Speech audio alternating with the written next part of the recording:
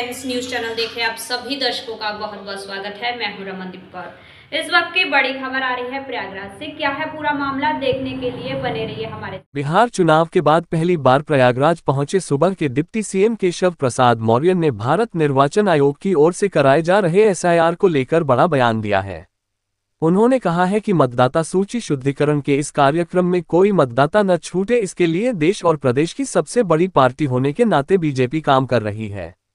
उन्होंने कहा है कि इसको लेकर पार्टी ने सीएम और दोनों डिप्टी सीएम को 25-25 जिलों की जो जिम्मेदारी सौंपी है, उसी के तहत प्रयागराज से वह इसकी शुरुआत कर रहे हैं।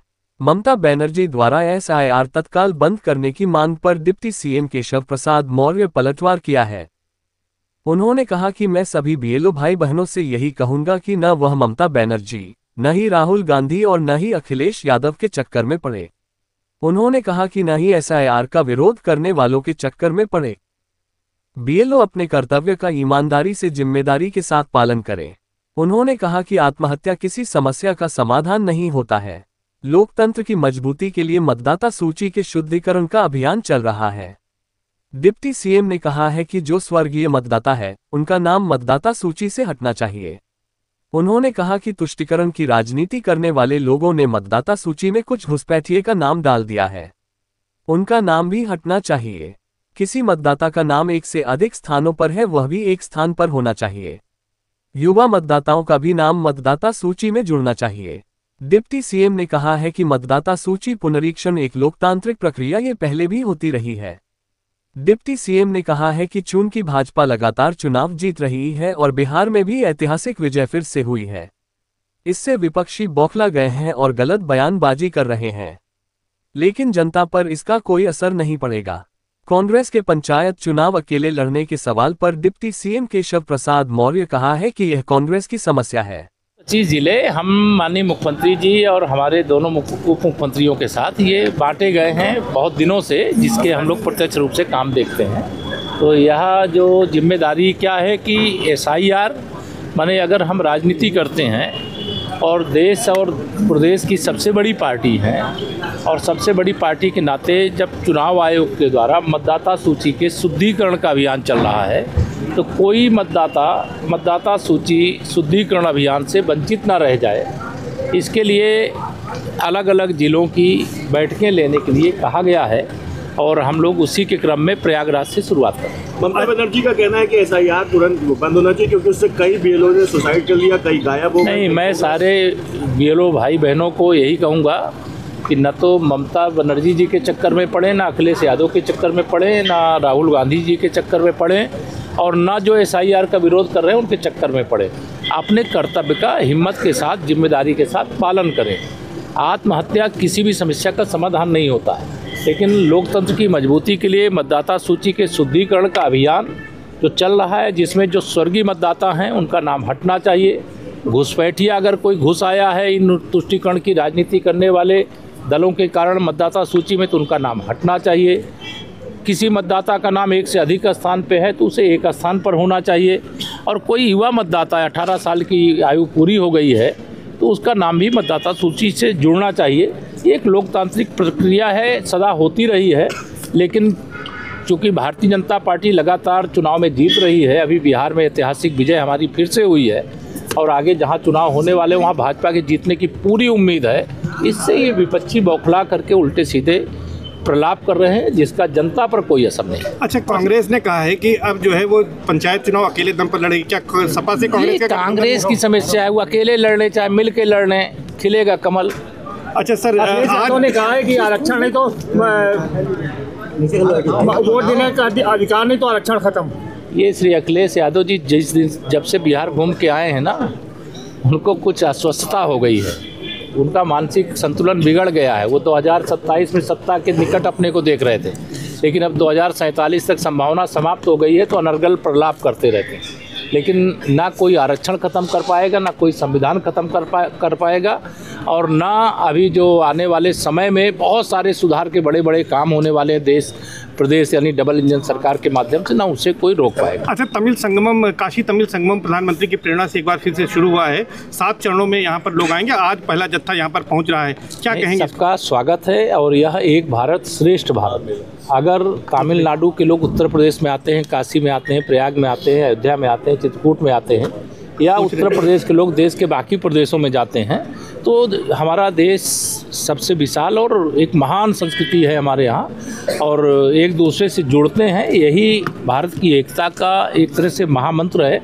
और माननीय प्रधानमंत्री जी ने यह लगभग सभी राज्यों को इस अभियान के अंतर्गत जोड़ा है। कहीं तमिलनाडु के लोग आते हैं, कहीं तमिलनाडु लोग जाते हैं, कहीं आंध्र जाते हैं, कहीं आंध्र के लोग आते हैं, कहीं तेलंगाना जाते हैं, तेलंगाना के लोग आते हैं। तो देश के अलग अलग राज्य एक दूसरे से वो MOU हुआ है, वहाँ आना जाना और ये सब प्रक्रिया चल रही है। अच्छा, माघ मेले की शुरुआत 3 जनवरी 2026 को पौष पूर्णिमा के पहले स्नान पर से होगी।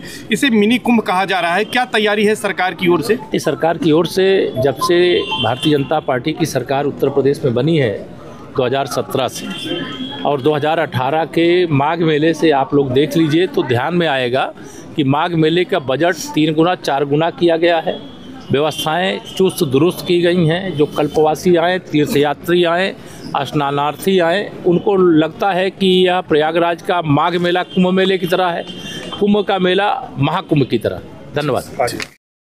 संगम नगरी प्रयागराज के झूसा स्थित श्री दुर्वासा ऋषि आश्रम में उनकी तपोस्थली पर उनका 2 दिवसीय जन्म उत्सव मनाया जा रहा है, जिसमें भारी भक्तों की भीड़ देखने को मिली है। जहां तीरथ के राजा प्रयागराज के झूसा स्थित मंदिर में 2 दिवसीय कार्यक्रम का आयोजन किया गया, जिसमें पहले दिन ओम नमः शिवाय का जाप किया गया और दूसरे दिन रुद्र अभिषेक किया गया। कहा जाता है कि भगवान भारद्वाज ऋषि ने दुर्गा ऋषि को यहाँ भेजा था, जिसके बाद उन्होंने भगवान शिव की शिवलिंग भी स्थापित की थी, जिसका आज रुद्राभिषेक भी भक्ति करते नजर आए और भक्तों में काफी उत्साह देखने को मिला। आश्रम में आज किस तरह का कार्यक्रम आयोजित हो रहा है, किस तरह से मंत्रोच्चारण हो रहा है, किस तरह से रुद्राभिषेक हो रहा है, क्या पूरा कार्यक्रम? हर हर महादेव। ये कार्यक्रम जो है प्रतिवर्ष महर्षि दुर्वासा ऋषि के जन्मोत्सव के उपलक्ष्य में मनाया जाता है। ये कई वर्षों से चल रहा है हमारे यहाँ। महर्षि दुर्वासा ऋषि कुल पूज्य हैं इस क्षेत्र के। तो मार्गशीर्ष पूर्णिमा के दिन दुर्वासा ऋषि का जन्मोत्सव मनाया जाता है। दुर्वासा ऋषि जी, चंद्रमा जी और दत्तात्रेय जी की जयंती होती है इस दिन। तो हमारे यहाँ दुर्वासा जी का जन्मोत्सव बड़े धूमधाम से मनाते हैं। विद्यालय परिवार और क्षेत्र के लोग भी। सायंकालीन यात्री में 56 भोग प्रसाद वगैरह होता है, दिव्य आरती होती है। और एक दिन पूर्व जो है, पूर्णिमा के एक दिन पूर्व सुबह के समय ओम नमः शिवाय संकीर्तन 24 घंटे के लिए होता है। उसके बाद संकीर्तन के उपरांत रुद्राभिषेक होता है, जो इस समय चल रहा है, आप देख रहे हैं। और रुद्राभिषेक के बाद शाम के समय भव्य आरती होगी। 56 भोग वगैरह भी जो है ऋषिराज को समर्पित किया जाता है। कितना उत्साह है यहाँ पे श्रद्धालुओं में? बहुत उत्साह के साथ क्षेत्रजन मनाते हैं। बहुत खुशहाली रहती है उस समय। आप उस समय की छटा देखेंगे तो भाव विभोर हो जाएंगे आप खुद ही। मेरा नाम गगन मिश्र है। मैं महर्षि दुर्वासा इंटर कॉलेज में सहायक अध्यापक हूँ। यह कार्यक्रम हमारे पूरे क्षेत्र का है और सभी क्षेत्रवासी मिलकर यहाँ पे पूजा पाठ करते हैं। यह जन्मोत्सव आज से नहीं, कई 100 वर्षों से हो रहा है और इसको जो अनवरत अभी तक चलाया जा रहा है। मंदिर का जो समिति है, यहाँ के नवयुवक हैं, क्षेत्रीय जनमानस है, सबके सहयोग से यह कार्यक्रम होता है। आज यहाँ पे सुबह कल बैठा था ओम नमः शिवाय जाप, उसके बाद आज ओम नमः शिवाय का जाप का समापन हुआ। यह प्रोग्राम महर्षि दुर्वासा इंटर कॉलेज के द्वारा होता है। उसके बाद अभी रुद्राभिषेक हो रहा है, हमारे अध्यापक जी कर रहे हैं। उसके बाद प्रसाद वितरण होगा। प्रसाद वितरण के बाद शाम को 6 बजे दिव्य एवं भव्य आरती होगी, जो कि हमारे पुजारी जी हैं राजागिरी जी वो करेंगे।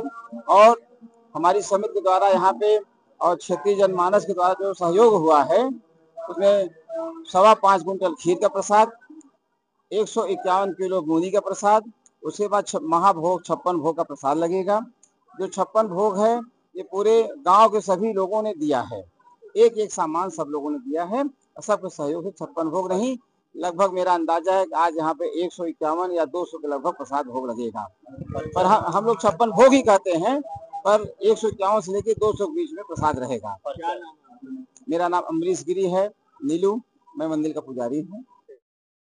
संगम नगरी प्रयागराज में 3 जनवरी 2026 से आयोजित होने जा रहे माघ मेले को लेकर मेला प्रशासन के साथ ही जिला प्रशासन भी तैयारियों में जुटा है। सीएम योगी के 22 नवंबर के प्रयागराज दौरे के बाद माघ मेले की तैयारियों में तेजी आई है। शुक्रवार को DM Prayagraj Manish Kumar Verma, additional police commissioner doctor Ajay Pal Sharma, अपर मेला अधिकारी दयानंद प्रसाद और डीआरएम प्रयागराज मंडल रजनीश अग्रवाल ने कई अन्य विभागों के अधिकारियों के साथ प्रयागराज जंक्शन स्टेशन का निरीक्षण किया। उन्होंने माघ मेले के दौरान श्रद्धालुओं के लिए की जा रही व्यवस्थाओं का जायजा लिया। इस मौके पर रेलवे के सर्कुलेटिंग एरिया का स्थलीय निरीक्षण किया गया। इसके साथ ही कंट्रोल रूम व अन्य व्यवस्थाओं को भी अधिकारियों ने परखा है। डीएम मनीष कुमार वर्मा ने कहा है कि महाकुंभ के बाद आयोजित होने जा रहे माघ मेले में श्रद्धालुओं की संख्या बढ़ सकती है। इसके मद्देनजर रेलवे स्टेशन और बस अड्डे पर समुचित व्यवस्थाएं की जा रही है। उन्होंने कहा कि माघ मेले की तैयारियों को लेकर विभिन्न विभागों के साथ पहले भी कोऑर्डिनेशन बैठकें की गई हैं। उन्होंने कहा है कि सभी संभावित स्टेशनों का अधिकारियों की संयुक्त टीम द्वारा निरीक्षण किया जा रहा है। यात्रियों के आने और जाने के क्या मार्ग रहेंगे, इसका भी निरीक्षण किया गया है। यात्रियों को ठहरने के लिए बनाए गए होल्डिंग एरिया की भी तैयारी को परखा गया है।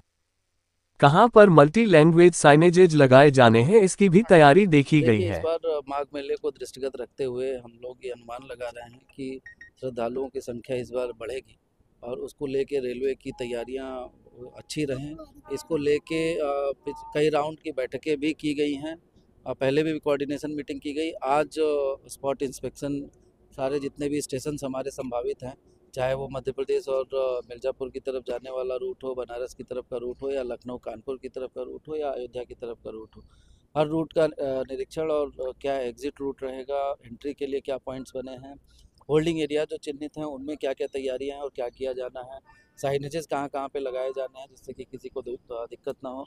जो रिज़र्व कैटेगरी के जो आरक्षित ट्रेन का टिकट आरक्षित पहले करा लेते हैं, उन यात्रियों को भी कोई असुविधा ना हो। इन सारे बिंदुओं पर बड़े विस्तार से चर्चा हुई है। कंट्रोल रूम में भी क्या क्या हमारी तैयारी रहेगी, इसको लेके भी चर्चा हुई है और पूर्व के अनुभव से सीखते हुए हम लोग और क्या बेहतर कर सकते हैं, इस पर रेलवे के भी डीआरएम सर भी थे और पुलिस के भी सीनियर ऑफिसर्स थे, प्रशासनिक पूरी टीम थी। तो हम लोगों ने मिलकर प्लानिंग करी और इस बार बेहतर हम लोग व्यवस्था करेंगे जिससे किसी भी यात्री को कोई कठिनाई ना हो। पर्व स्थानों पर क्या रेलवे अपना कुछ और नया ट्रेन एक्स्ट्रा चलाएगी? ये सारा कैलकुलेशन वो उस समय जैसा भी होगा, भीड़ का आकलन करते हुए रेलवे को जो भी इनपुट मिलेगा मेला प्राधिकरण की तरफ से या जिला प्रशासन की तरफ से, वो तुरंत ही उस पर डिसीजन लेंगे। ये हम लोगों की अंडरस्टैंडिंग हो गई है कि जो जैसे जैसे डेवलपमेंट होगा वो हम लोग उनको अवगत कराते रहेंगे और क्विक उसमें प्लानिंग करेंगे। सर, एसआईआर पे क्या जानना चाहते हैं? एसआईआर को लेकर जिस तरह से उनका जो अनुभव है सफलतापूर्वक किया था, उससे कितना और इससे लर्निंग एक्सपीरियंस रहा है? इस बार हम लोग इस बार भी जिस प्रकार से महाकुंभ में जैसे आपने कहा बहुत अच्छे से रेलवे ने संचालन किया था, उसी प्रकार उसी अनुपात में हम लोग इस बार भी रेलवे में ट्रेनों का संचालन करेंगे और ये सुनिश्चित करेंगे कि यात्रियों को सुविधाजनक अपना एक्सपीरियंस मिले और वो आए, अपना स्नान करें और डिस्ट्रिक्ट एडमिनिस्ट्रेशन के समन्वय से बसों की संख्या भी उन्होंने अच्छे से रखी हुई है, उसका भी वो रहेगा। लोग अपनी प्राइवेट गाड़ियों से भी आते हैं, तो सबका समन्वय के साथ हम लोग अच्छे से इसको कर पाएंगे। चलाएंगे मेला सर, क्या अभी टारगेट? वो टारगेट तो अभी है तो जब समय के साथ रहेगा, एज इन वेयर बेसिस पर रहेगा। हमारा डिमांड के आधार पर जैसे भीड़ आएगी हमारी तैयारी पूरी रहेगी। मेला क्षेत्र में भी टिकट काउंटर और आपका सब सेंटर बनेगा? वो बिल्कुल वो सब बनेगा, जैसे महाकुंभ में हुआ था उस प्रकार से सारी सुविधाएं रहेंगी। ई टिकटिंग जो है वहाँ पर टिकट काउंटर सारे लगेंगे? बिल्कुल सब लगेंगे, सब रहेगा, वो सब सुविधा। Thank you. प्रयागराज मैक्स अस्पताल लखनऊ ने आज स्त्रियों में होने वाले कैंसर जैसे सर्विक्स, ओवरी, यूटेरस और प्रजनन से जुड़े अन्य अंगों के कैंसर की शुरुआती पहचान, जांच और उपचार को बेहतर बनाने के लिए विशेष स्त्रीरोग ऑन्कोलॉजी ओपीडी सेवाओं की शुरुआत प्रयागराज में की। इन सेवाओं का शुभारंभ max super speciality hospital Lucknow में गायनकोलॉजिकल ऑन्कोसर्जरी की कंसल्टेंट डॉक्टर चंद्रिमा रे की उपस्थिति में किया गया। डॉक्टर चंद्रिमा रे हर महीने के पहले शुक्रवार को सुबह 11 बजे से 2 बजे तक Veracity clinic, Civil Lines Prayagraj में उपलब्ध रहेंगी। सर्विक्स, ओवरी और यूटेरस से जुड़े कैंसर अब भी देश में महिलाओं की मृत्यु के प्रमुख कारण में शामिल हैं। राष्ट्रीय कैंसर रजिस्ट्री प्रोग्राम के अनुसार उत्तर प्रदेश में सर्विकल कैंसर के सबसे ज्यादा मामले दर्ज हुए हैं। भारतीय आयुर्विज्ञान अनुसंधान परिषद के आंकड़ों के अनुसार देश में सर्विकल कैंसर के 3.42 लाख से ज्यादा मामले दर्ज किए गए, जिनमें उत्तर प्रदेश में साल 2023 में 45,000 से ज्यादा मामले सामने आए। घायलों में जिस तरह से कई प्रकार के कैंसर होते हैं, इनसे किस तरह से बचा जा सकता है, क्या इसका इलाज है? और आप अब यहाँ पे भी ओपीडी करेंगे तो लोगों को किस तरह की सुविधाएं मिल सकेंगी, क्योंकि अब प्रयागराज में भी मैक्स की फैसिलिटीज होगी। गायनी कैंसर्स के जैसे कोई भी लेडी, कोई भी किसी औरत को ब्लीडिंग हो रहा है, इरेगुलर ब्लीडिंग हो रहा है, अनियमित रूप से भारी महावरी हो रही है या ब्लीडिंग फाउल डिस्चार्ज आ रहा है, तो ये कोई भी जैसे पेट में दर्द हो रहा है, ऐसे कोई भी सिम्टम्स हो रहे हैं तो प्लीज़ आप हमारे ओपीडी में आएँ। और हमारी ओपीडी में सुविधाएं ये है कि I am a specialist cancer surgeon, gynae cancer surgeon, and I will be seeing the patients, और मैं डायग्नोज करूंगी। हमारे ओपीडी में ये फैसिलिटीज रहेंगी, पैप्समियर की, एचपीवी डीएनए टेस्ट की और अल्ट्रासाउंड की फैसिलिटीज रहेंगी, जिससे हम ऐसे पेशेंट्स को डायग्नोज करें, और डायग्नोसिस के बाद अगर इनमें सर्जिकल ट्रीटमेंट या कोई एडवांस्ड ट्रीटमेंट की ज़रूरत पड़ सकती है तो they can come to Max hospital in Lucknow and treatments will be done. So घबराना नहीं है किसी औरत को। आप कोई भी ऐसे सिम्टम्स होते हैं तो प्लीज तुरंत अपने गायनेक कैंसर स्पेशलिस्ट के पास आए। प्रयागराज में ओपीडी जी हाँ, सो महीने के फर्स्ट फ्राइडे में मेरी ओपीडी रहेगी वेरा सिटी क्लिनिक में, सिविल लाइंस के पास। क्या कैंसर पीड़ित महिला का यदि ऑपरेशन आपके द्वारा होता है तो क्या सरकारी सुविधाएं उसको मिलेगी? हाँ जी, सीएम फंड अवेलेबल है मैक्स हॉस्पिटल में, तो हर बार उसका 2 से 2.5 लाख तक का वो आता है, पैसे आते हैं सीएम फंड से, और अगर एग्जॉस्ट हो जाए तो वो वापस रिफिल किया जाता है। तो सरकार की तरफ से सीएम फंड मैक्स हॉस्पिटल में अवेलेबल है, और बाकी तो सीजीएचएस, ईसीएचएस स्कीम्स हैं, तो जो ये फैसिलिटीज अवेल करना चाहते हैं, जो ईसीएचएस पेशेंट्स है या सीजीएचएस पेशेंट्स हैं, तो वो इस स्कीम का भी अवेल कर सकते हैं। टीपीए भी है, so finances are won't be a problem. एक ऑपरेट में लगभग कितना खर्चा आ जाता है? तो ये डिपेंड कर रहा है कि किस ऑर्गन का। तो सर्वाइकल कैंसर में यूजुअली रेडिकल हिस्टेक्टमी की ज़रूरत पड़ती है, तो इसमें 2 से 2.5 लाख का एस्टिमेट बनता है।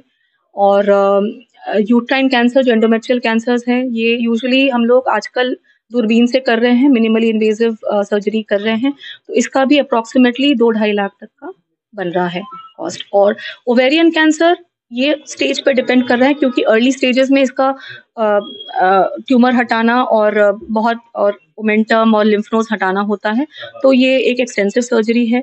जो आगे का एडवांस सर्जरी होता है उसमें apart from the main surgery, जिसको हम साइटोरिडक्टिव सर्जरी कहते हैं, उसके साथ हम लोग कभी कभी पेट में हीटेड कीमोथेरेपी भी देते हैं, ताकि जो बचे कुछ कैंसर सेल्स हैं वो भी खत्म हो जाए। तो इसमें कॉस्ट थोड़ा एक्सपेंसिव पड़ता है, it goes up to above 5 lakhs approximately. मेरा नाम डॉक्टर चंद्रिमा रे है, and I am MCH gynae oncology from AIIMS New Delhi, और मैं अभी कंसल्टेंट हूँ मैक्स हॉस्पिटल में, डिपार्टमेंट ऑफ गायनेकोलॉजिकल ऑन्कोसर्जरी। सपा से निष्कासित कौशाम्बी के चायल विधानसभा सीट से निर्वाचित विधायक पूजा पाल ने शुक्रवार को सर्किट हाउस में डिप्टी सीएम केशव प्रसाद मौर्य से मुलाकात की। पूजा पाल ने डिप्टी सीएम केशव प्रसाद मौर्य के पैर छूकर उनका आशीर्वाद भी लिया। इस मौके पर पूजा पाल ने कहा कि सीएम योगी आदित्यनाथ और डिप्टी सीएम केशव प्रसाद मौर्य उनके अभिभावक की तरह हैं। पूजा पाल ने कहा कि उनके पति बसपा विधायक राजू पाल की हत्या के 18 साल बाद योगी सरकार में उन्हें न्याय मिला, जिसके चलते उन्होंने राज्यसभा चुनाव में क्रॉस वोटिंग की थी। पूजा पाल ने कहा कि सपा से निष्कासन के बाद वह लगातार भाजपा के कार्यक्रमों में शिरकत करती रही हैं। बिहार में भी उन्होंने पार्टी के लिए चुनाव प्रचार किया था। उन्होंने कहा कि बिहार चुनाव में भारी जीत के बाद पहली बार डिप्टी सीएम केशव प्रसाद मौर्य प्रयागराज पहुंचे हैं, इसलिए उन्होंने भी डिप्टी सीएम केशव प्रसाद मौर्य से मुलाकात कर उनका आशीर्वाद लिया है। वहीं बीजेपी पार्टी ज्वाइन करने के सवाल पर पूजा पाल ने कहा कि सही समय आने पर इस बारे में कोई फैसला लूंगी। पूजा पाल ने 2027 का चुनाव किस सीट से लड़ेंगी इस सवाल को लेकर कहा है कि अभी तय नहीं किया है कि वह किस सीट से चुनाव लड़ेंगी, लेकिन वरिष्ठ लोग ही ये तय करेंगे कि उन्हें कहां से चुनाव लड़ना है। फिलहाल पूजा पाल कौशाम्बी जिले की चायल विधानसभा सीट से विधायक हैं। 2022 में समाजवादी पार्टी के टिकट पर चुनाव जीतकर विधायक निर्वाचित हुई हैं। भले ही पूजा पाल अभी 2027 का चुनाव कहां से लड़ेंगी इसको लेकर पत्ते नहीं खोल रही हैं, लेकिन कयास लगाए जा रहे हैं कि अपनी पुरानी सीट शहर पश्चिमी से ही पूजा पाल चुनाव लड़ सकती है। गौरतलब है कि पूजा पाल उस वक्त सुर्खियों में आई थी जब 25 जनवरी 2005 को शादी के महज 9 दिन बाद उनके पति बसपा विधायक राजू पाल की गोलियों से भूनकर हत्या कर दी गई थी। हत्या का आरोप माफिया अतीक अहमद और उसके भाई अशरफ पर लगा था। इसी मामले में पूजा पाल ने ट्रायल कोर्ट से लेकर हाई कोर्ट और सुप्रीम कोर्ट में 18 साल तक लंबी कानूनी लड़ाई लड़ी थी, लेकिन जब योगी सरकार में माफिया अतीक अहमद के आतंक का अंत हुआ तब पूजा पाल ने राज्यसभा चुनाव में सपा से बगावत कर बीजेपी के पक्ष में क्रॉस वोटिंग की थी। इसके बाद पूजा पाल लगातार डिप्टी सीएम केशव प्रसाद मौर्य और सीएम योगी आदित्यनाथ से मुलाकात करती रही थी, लेकिन समाजवादी पार्टी से निकाले जाने के बाद अब वह खुले तौर पर न केवल बीजेपी के कार्यक्रमों में शिरकत कर रही है, बल्कि भाजपा प्रत्याशियों के लिए चुनाव प्रचार में शामिल हो रही है। इसके अलावा सीएम और डिप्टी सीएम के आने पर उनके कार्यक्रमों में भी खुले तौर पर शिरकत करने पहुंच रही हैं। उनका आशीर्वाद भी यहाँ पर लिया और लगातार बीजेपी के मंचों पर हैं। समाजवादी पार्टी के निकाले जाने या राज्यसभा में जब से आपने क्रॉस वोटिंग की थी उसके बाद से, तो अगला ठिकाना अब आपका बीजेपी होगा, इसको मान चुकी हैं? देखिए, आज माननीय डिप्टी सीएम साहब आए हैं तो हमारे बड़े हैं, हमारे परिवार के हैं, हमारे गार्जियंस हैं, तो कहीं ना कहीं उनके सम्मान के लिए मैं हमेशा खड़ी रहती हूं।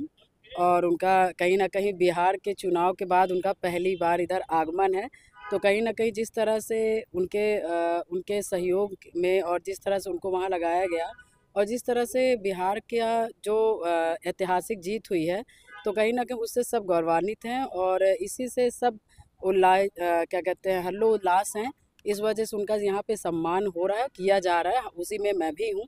और दूसरी बात, जब से मैंने राज्यसभा का वोटिंग किया है तो कहीं ना कहीं किस वजह से किया है वो सभी लोगों को मालूम है और उसको बार बार रिपीट करने का नहीं है, मगर जब से मैंने राज्यसभा में वोटिंग की है तो हाँ, कहीं ना कहीं केशव जी हैं और माननीय मुख्यमंत्री जी हैं, तो सभी लोगों का परिवार की तरह स्नेह और प्रेम मिलता है, तो मैं भी परिवार की तरह उनके साथ जुड़ी हूँ और जो मुझे आदेश होता है मैं करती हूँ। भाजपा कब ज्वाइन कर रही हैं?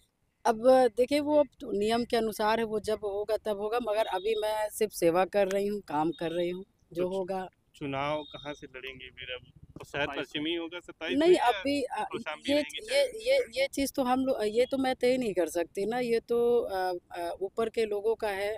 मेरा बस ये है कि मैं जिस सोच के साथ आई थी वो सोच सबको पता है, तो उस सोच में मैं क्या तय कर सकती हूँ कि मैं कहाँ से लड़ूंगी और क्या करूंगी, तो इस पे नहीं, बस ये है कि हाँ, मेरा सम्मान हुआ और मेरे पाल समाज और मेरा कहीं ना कहीं जो 18 सालों की जो लड़ाई रही है, जिसमें हम लोग पीड़ित रहे हैं, जिसमें परेशान रहे हैं, भाजपा ने कहीं ना कहीं हम लोगों को न्याय दिलाया है, तो उस नाते हम लोग खड़े हैं। प्रयागराज में वकील को उनके ही भतीजे ने प्रॉपर्टी विवाद में 2 गोलियां मारी। एक कंधे को छूती हुई निकल गई, दूसरी जांघ में लगी। बीच चौराहे पर फायरिंग से अफरा तफरी मच गई। पुलिस ने आनन फानन में वकील को स्वरूप रानी अस्पताल में भर्ती कराया। वारदात तेलियरगंज के बाबा चौराहे पर गुरुवार देर शाम हुई। विजयकांत पांडेय जिला कोर्ट में वकील हैं। मूल रूप से होलगढ़ के रहने वाले विजयकांत पांडेय जिला न्यायालय में अधिवक्ता हैं। वे तेलियरगंज के जोंधवल मोहल्ले में रहते हैं। गुरुवार देर शाम वह बाबा चौराहे के पास से गुजर रहे थे, उसी समय उन पर फायरिंग कर दी गई। बीच सड़क गोली चलने से हर कोई दहशत में आ गया। लोग इधर उधर भागने लगे। गोली लगने से घायल होकर विजयकांत वहीं सड़क पर गिर गए। ये देखकर हमलावर भाग निकले। अधिवक्ता को गोली मारने की सूचना पाकर शिवकुटी पुलिस मौके पर पहुंची और उन्हें स्वरूप रानी नेहरू अस्पताल ले गई। घटना की जानकारी पाकर बड़ी संख्या में अधिवक्ता अस्पताल पहुंचे। इंस्पेक्टर शिवकुटी रुकुमपाल सिंह ने आसपास के सीसीटीवी फुटेज खंगाले। शाम थाना शिवकुटी क्षेत्र में फायरिंग की सूचना मिली, जिसमें यह पाया गया कि ओमशिव पांडे द्वारा विजय पांडे निवासी तेलियरगंज थाना शिवकुटी क्षेत्र के ऊपर फायरिंग की गई, जिसमें घायल व्यक्ति विजय पांडे को 3 गोलियां लगी हैं। उनको एसआरएन अस्पताल में भर्ती कराया गया है, जहां पर उनका इलाज चल रहा है। उनकी स्थिति सामान्य बताई जा रही है, खतरे से बाहर बताई जा रही है। इसमें और भी आगे पता चला कि दोनों ही व्यक्ति हैं, जो आरोपी और घायल व्यक्ति हैं, दोनों ही आपस में सगे चाचा भतीजे हैं। उनका पारिवारिक संपत्ति संबंधी विवाद कई वर्षों से चला आ रहा है। दोनों ही पेशे से अधिवक्ता हैं। जो आरोपी है ओम शिव पांडे, उनको पुलिस के द्वारा हिरासत में ले लिया गया है। उनकी जो लाइसेंस रिवॉल्वर जिसके द्वारा फायरिंग की गई थी उसको भी बरामद कर लिया गया है। मौके पर स्थिति सामान्य है, शांति व्यवस्था की स्थिति सामान्य है और अग्रिम विधिक कार्रवाई की जा रही है। देश दुनिया की खबरों के लिए world media times news channel को सब्सक्राइब करें।